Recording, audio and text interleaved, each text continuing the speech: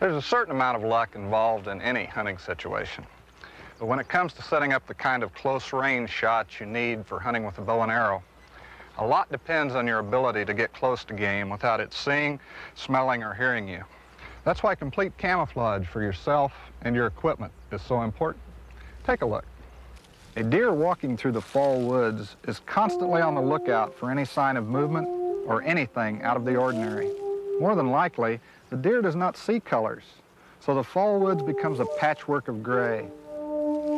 A hunter without camouflage will stand right out from the background, but the hunter in full camo will blend in very well with his surroundings. Don't forget that deer are easily spooked by human odor, so always try to hunt with the prevailing wind in your face.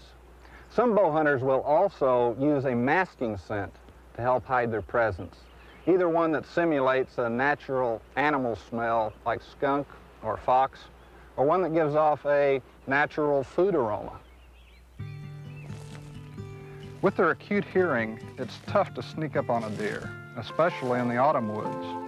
That's why still hunting and stalking game is the most difficult of all bow hunting methods. Instead of trying to approach game, most bow hunters prefer to stay in one place and let game come to them. One way to do this is to use a ground blind, but if feasible in the terrain you hunt, a tree stand gives the added advantage of being up off the ground because deer tend not to look up. Your stand should be a minimum of 7 or 8 feet off the ground, higher if possible.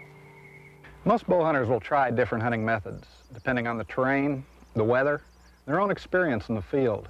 But one thing no good bow hunter ever experiments with is the type of shot he'll take. Now, to understand what shots you should or should not take, you first of all must understand how a broadhead works. A broadhead can be tremendously effective when it penetrates game, yet it works quite differently than a bullet, relying not so much on the shocking power, but on the cutting action of its blades. That's why it's absolutely essential that your broadheads be razor sharp. If they're not, well, let's take a look. Rubber bands have been stretched tightly around this frame. A dull broadhead will actually push its way around and past veins and arteries, just like it does with these rubber bands. However, a properly sharpened broadhead will cleanly cut right through. To do its job, a broadhead must also penetrate the vital area of an animal, and on a deer, that vital area is just about here. This life-size model of a white-tailed deer is cut out to reveal the animal's internal organs. However, it is this vital chest cavity area containing the heart, lungs, liver, and several major arteries that you should use as your only target. Of course, when you're in the field, you'll encounter deer standing in various positions and at different angles to you. Some of these will make for good, effective bow hunting shots. Others will not. Let's take a look. When a deer is broadside to you, the vital area appears quite large. But remember, you have to pick a small spot on this vital area and consciously aim for that spot when you shoot. A quartering away angle actually tends to elongate the vital area, and if possible, is the shot you should always pick.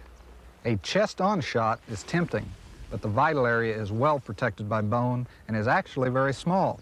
Pass up this shot. When viewed from the top, such as from a tree stand, your aiming point should actually be further back and lower to avoid the shoulder area. If only a deer's head and neck are visible, pass up the shot. There's simply too much non-vital area in a deer's neck to risk it.